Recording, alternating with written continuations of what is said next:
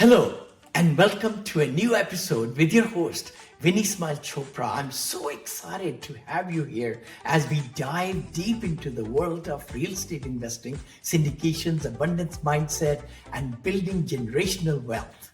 We are excited to be in the top 1.5% of the real estate podcasts. Got number 11 actually out of top 50 real estate syndication podcasts. Thanks to you. Each episode, we bring powerful insights, expert guests, and actionable strategies to help you take your investing game to the next level. Whether you are a seasoned investor or just getting started, if you love what you hear, please take a moment to subscribe, leave a 5-star review, and follow me on social media so that we can never miss an episode. Your support helps us continue sharing valuable content with more people like you. Now let's jump into today's episode. Thank you.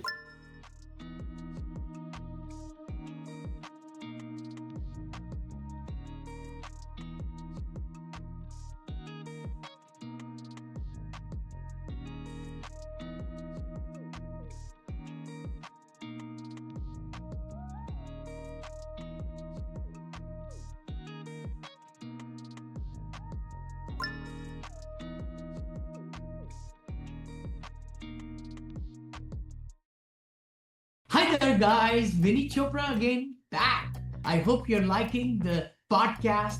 1,500 plus episodes now, and we were number 6 in the last count I saw out of 70 top podcasts in the country for real estate, for commercial real estate, for hotels, for multifamily, and syndication, which is, as I've written the 4th book also now on hospitality. It went live, pre-launched last week. But look forward to really seeing you at some stage or something. I have great friends with me. I've got right there Beckett Clark Company. Koby Clark is here. And then also Ryan Beckett is here.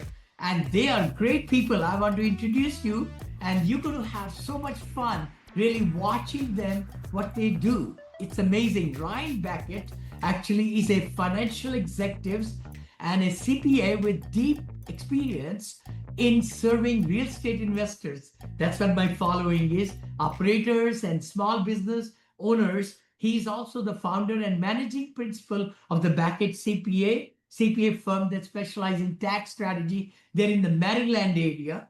Koby Clark also is founder and the private wealth advisor of the Beckett Clark Wealth Company, an independent registered investment advisory and based in Bethesda, Maryland.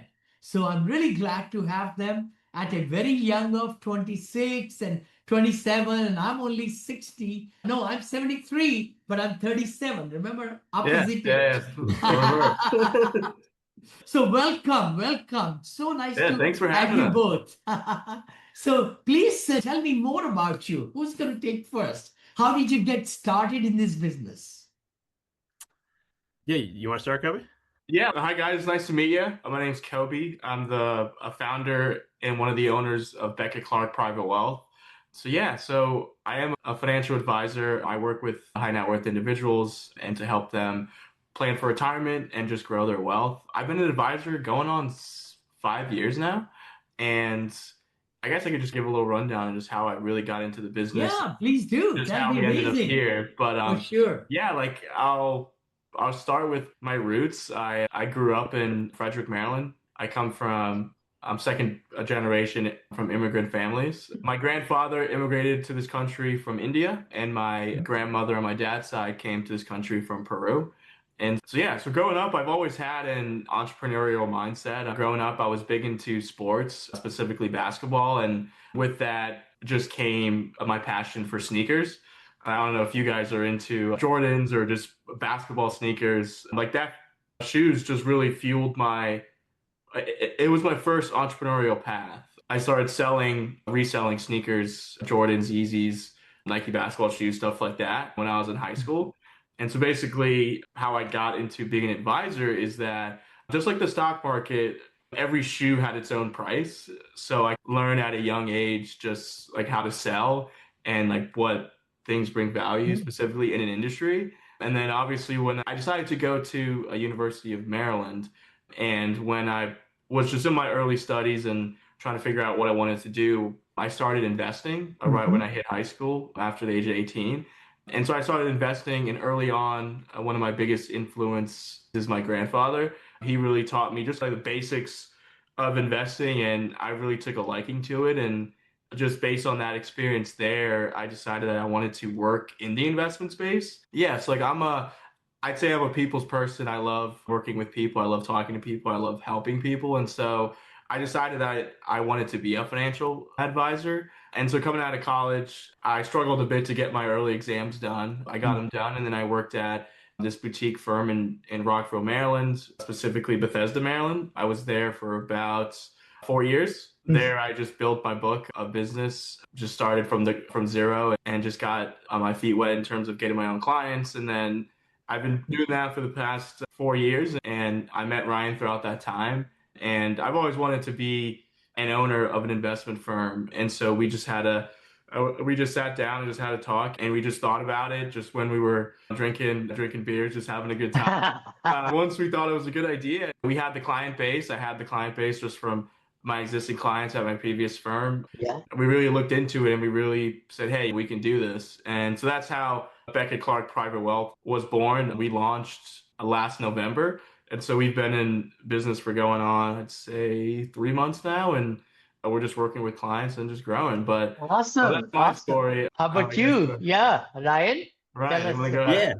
Yeah, it's a great story. Now I'll keep mine briefer. It's not, but not as exciting as Kobe's. But my story briefly is I grew up in a house with a teacher and a contractor, so I got working with him as I was growing up and really loved what real estate brought. I got to see the value of creating something and creating something for people out of nothing. So I fell in love with real estate from an early age. My first internship in college when I was a freshman, I got to work with a real estate sales firm that did condo sales.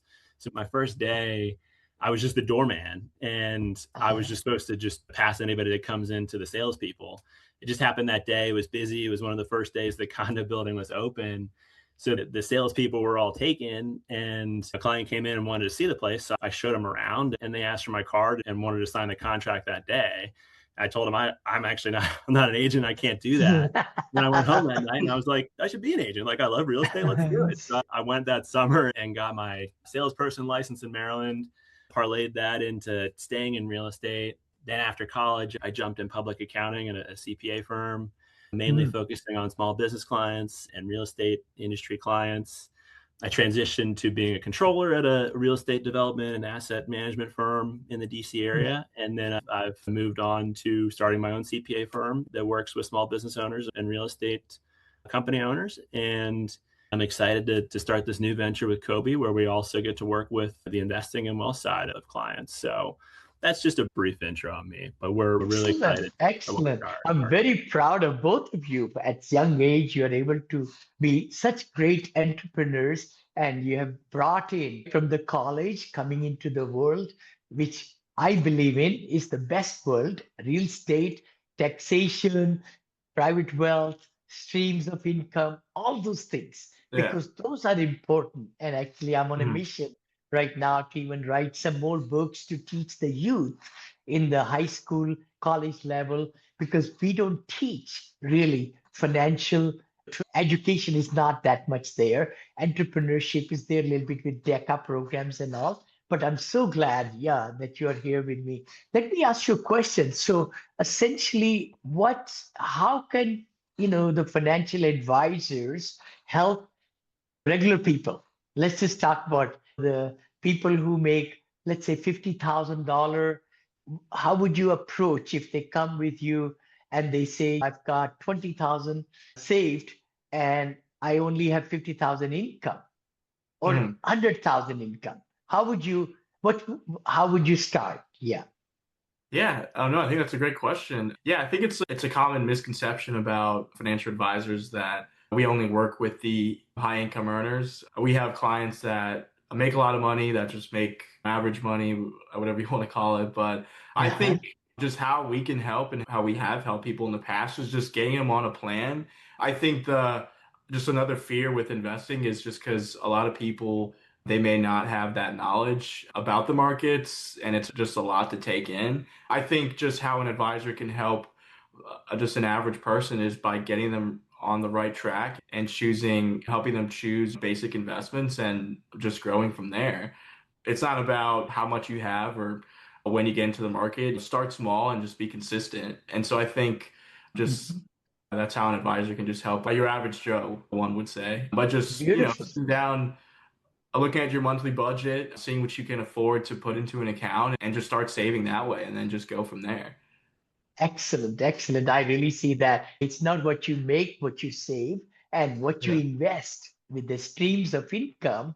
I always promote the fact that keep your W-2 job or 1099 job, but have a side hustle. Always, everybody should have a side hustle and start a company or something where you can write off expenses and all, but build the streams of income. So, for example, so what are some things someone gets started with investing should focus on? How would you take their path to make it a very productive time with you for 30-minute free session or something? How do you do it? Yeah, I think before wanting to get started and get investing, just like I said, just figure out what you can afford to set aside per month. And then once you have that number, that's where you can start thinking about what you want to invest in. I think a lot of people, just right now with where technology is, they have a lot of information access just on their phones. So whether that's just looking up different indexes and just investing in companies that they're passionate about, I think that's a great starting point, and then just go from there. One of the things that I think is important is just obviously saving for retirement, but putting money in different buckets, so to speak, and just doing that year after year and just seeing that compound and just go from there. Excellent. Maybe this will be a good question for Ryan. How can one get started in real estate, Ryan, when you have very little or nothing in your name? Yeah, no, that's a great question. I think that going back to Kobe's question from before, you got to really take a step back and realize what are your goals and what are you trying to achieve, and then tailoring where you go from there. So I think for real estate, what are you trying to do? You're trying to build an empire? Are you just trying to get one rental property? Are you just trying to create passive income? Do you just want to invest in the stock market and real estate investment trusts, REITs? How high or low do you want your involvement to be? Because that's what's so cool about real estate to me is there's so many different levels. I think a lot of people just think, okay, I own a house and that's that. With so much stuff out there now, there's so many different levels of involvement you can take, right? You can be an active owner where you manage a property, all the way down to investing in a fundraise or a REIT where your involvement is nothing, right? You write the check and you ideally get quarterly dividends and you're out. So I think that, taking a step back, figuring out what your goals are is the best step. And then going from there, whether it's you want to buy a property yourself, okay, let's make sure we have a down payment. Let's make a plan for saving for the down payment. Or if you just want to keep it passive for the time being, let's make a plan for investing in real estate investment trusts via the stock market that are appropriate for your goals. So that's the biggest thing is let's take a step back and see where we want to go. Excellent. I know, like in my teachings and masterminds, I always say, if you want to go, don't buy single family home, buy a duplex. Because by buying a duplex, you're able to live. House hacking is the word. You live in one portion and you rent out the other. They are paying rent for the whole mortgage. Then you are able to live free. Or fourplex, actually in USA, up to fourplex is still residential. So a lot of my students, what they've done is, for investors, they have bought a fourplex or many fourplexes, and you can live in one and 3 other ones are bringing money for you right there. So that's a pretty good thing also. And then, of course, you could move from there into getting into other parts of real estate if anybody wants to.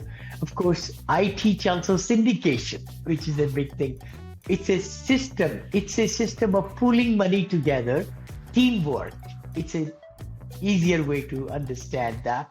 It's just the teamwork where you're asking investors, people around you, to put the money together. That way you can buy bigger deals and so forth like that. Hi friends, this is Vinney Chopra from here in Danville, California.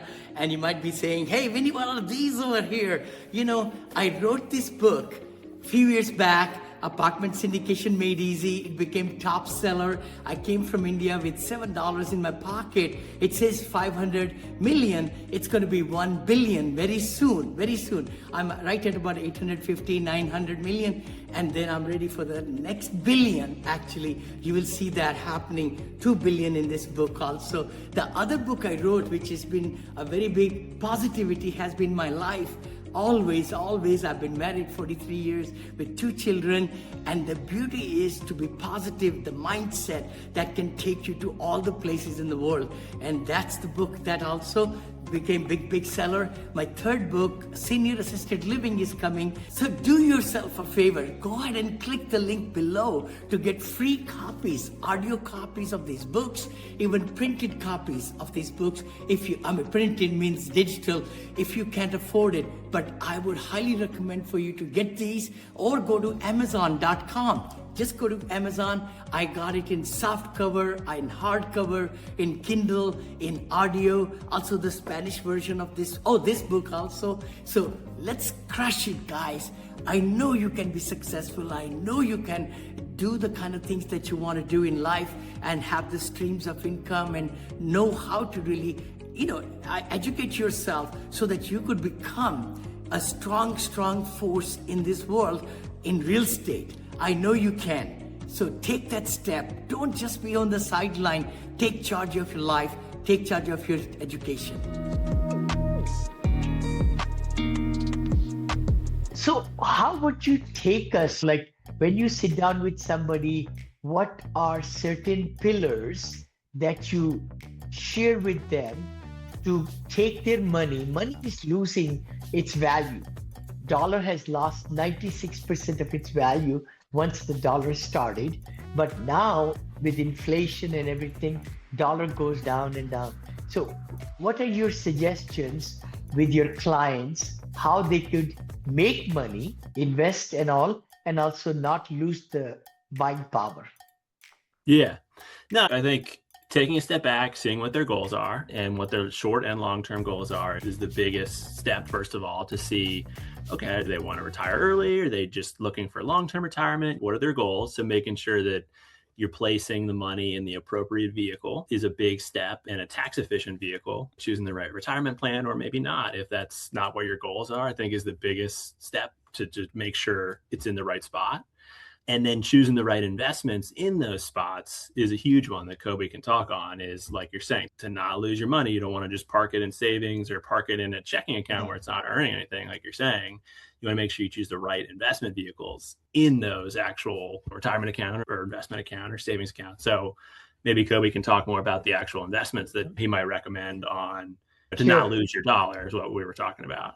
Yeah, sorry about that, guys. Yeah, no, that's okay. No, what was the question was like, how should we invest money? How can, if somebody brings and says, let's talk about now, they have $100,000, how would ask them where to spend or put that money and things like that?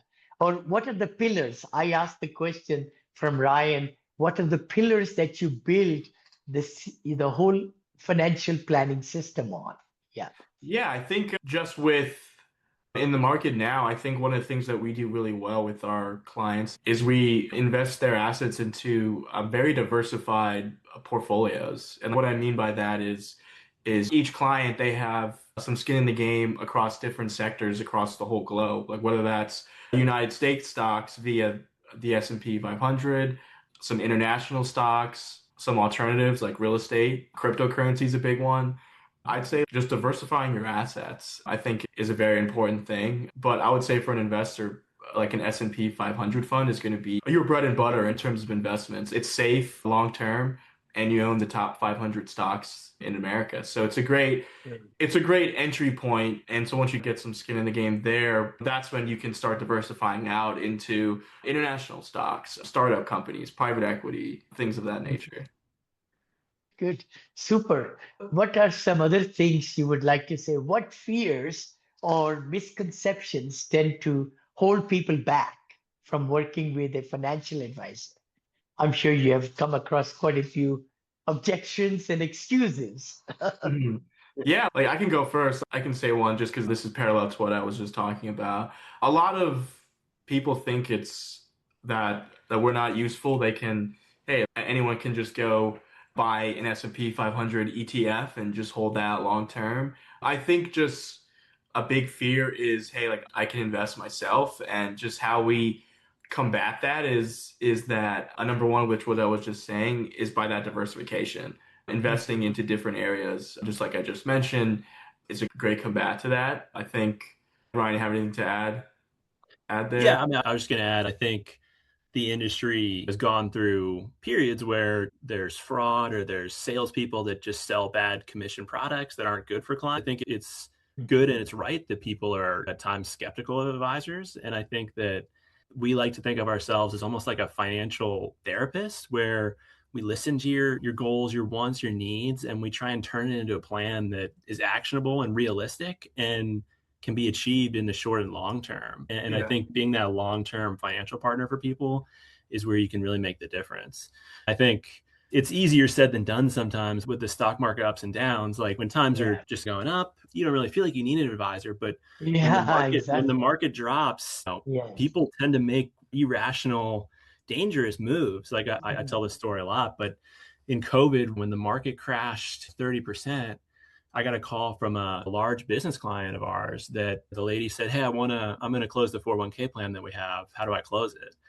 And I just was shocked. I was like, "What are we doing that?" And she's, "The market dropped. I'm just so scared." We talked it through on why are you doing what's going on.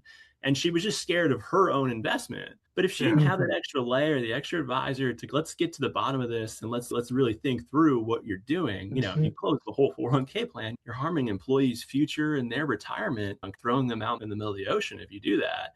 We talk it through and it's all fine and it's still there. It's still doing great today. So it's just being that support person that a lot of people need and really value. Very good. No, I love it. I love it. You want to add to that, Koby, brother?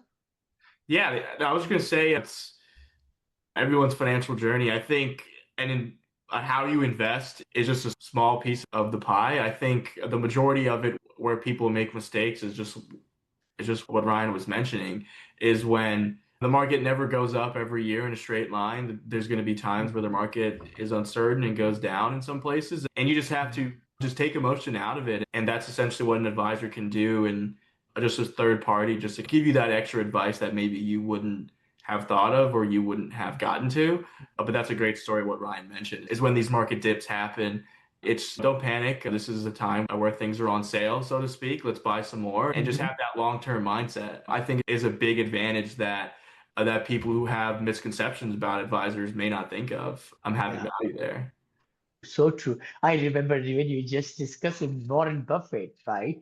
What Warren Buffett says, when there is trauma, there is bias, and everything is looking like there's blood on the streets, is the time to really pack up. The companies he has bought are the companies who were in trouble and has done very well. Similarly, stock market also, in my thinking too, when the stock market goes 260, 300, 800, it just went down. So I bought some because I knew it's going to come back in a day, 2, 5. So it's good to take those lows and add more positions at that point. I'm not a CPA or advisor or attorney. I just want to let everybody know who's watching us or listening to us. Again, these are the ideas that we are just discussing for educational purposes only.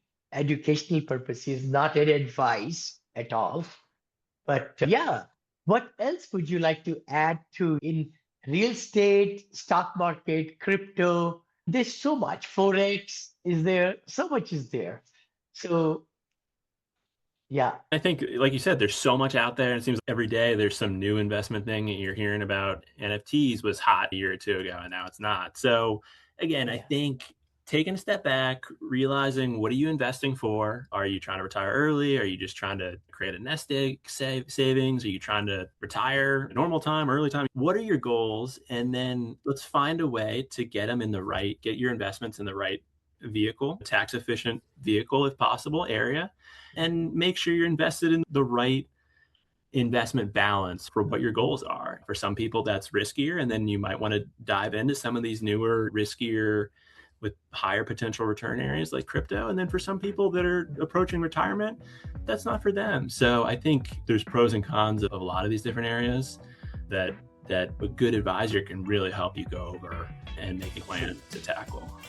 So this can be about high risk, high reward, less risk, lesser reward. That's how the principle works. And to me, I think it's a very essential piece of your puzzle just because it protects you, your family, in the event that something tragic were to happen. I think that's a big area, and there's a lot of misconceptions about the industry as well that I think an advisor could help navigate. Sure. I'm glad you mentioned about the term insurance. You said whole life insurance. Also, of course, there is term life insurance. Yeah, and there's a whole bunch of products, term, whole life, universal life, annuities. There's so much out there.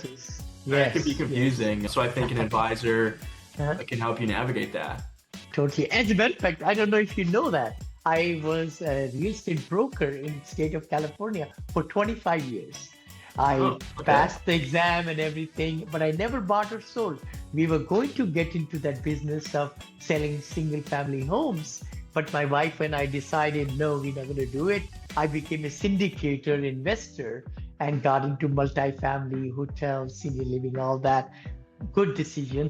The other part is with the life insurance, I became a life agent too. So I qualified for that one also. I just enjoy. I'm very inquisitive person and love to read a lot and all. So it's been fun to see the annuities, the infinite banking, the whole shebang, all these different services. Yeah. So tell me, how can people reach you, and what would you like to say to them? They should make a strategy call with you so that they could really look at what's out there. Because many times the fear is, I'm going to pay 1%, 2%, 3%. But my thinking is, if the advisors can make you 10%, 15% per year returns, it's well worth it to pay for their services. Tell me more about that. Yeah, feel free to check out our website at bcprivatewealth.com. You can reach me at our business line, 301-708-8911. Just give us a call or book an appointment online, and we're happy to give you a second opinion on your investments. Excellent. Thank you so much, Koby, coming in the studio, and Ryan, thank you also for coming, and God bless you, and let's make and help lots and lots of people. Thank you so much for having us. This has been great. I really appreciate it. Yeah. Totally. It's been such a pleasure. Thank you. Thanks. Dear friends, this is Vinney Chopra. I am so glad you're listening to the episode. Thanks so much. Really appreciate that. Please share it with others who can really benefit also. Can I ask you a favor? Just a small favor. Less than a minute, if you could give 5-star reviews on iTunes or Stitcher, that'll go a long way. We are one of the top podcasts in real estate now in the nation, but it will really help a lot if you gave 5-star reviews, and we'll bring a lot more great content for you. Thank you so much. Appreciate that, and see you in the next episode. God bless you. Bye-bye. Wow, what an incredible conversation today. I hope you got tons of value from this episode. If you did, don't forget to subscribe, leave a 5-star review, and follow me on social media to stay updated on all the things real estate, investing, abundance mindset, and wealth creation. If you're an accredited investor looking for exclusive investment opportunities, be sure to join our elite Monil Investors Club at vinneychopra.com/invest, where we share details of our future projects. Quick disclaimer, we are not selling any securities, and this podcast is strictly for educational and information purposes only. The opinions shared by our guests are their own and should not be considered financial or investment advice. Always do your own due diligence and consult with a financial professional before making any investment decisions. Thank you again for tuning in. Until next time, keep smiling, keep investing, and keep making a massive impact. God bless you. Be sure to listen to Mr. Smiles next week with more golden nuggets and top-notch coaching tips. You can reach him by going to vinneychopra.com. Be sure to like, comment, and share to show everyone how Mr. Smiles has brought your apartment syndication business to the next level.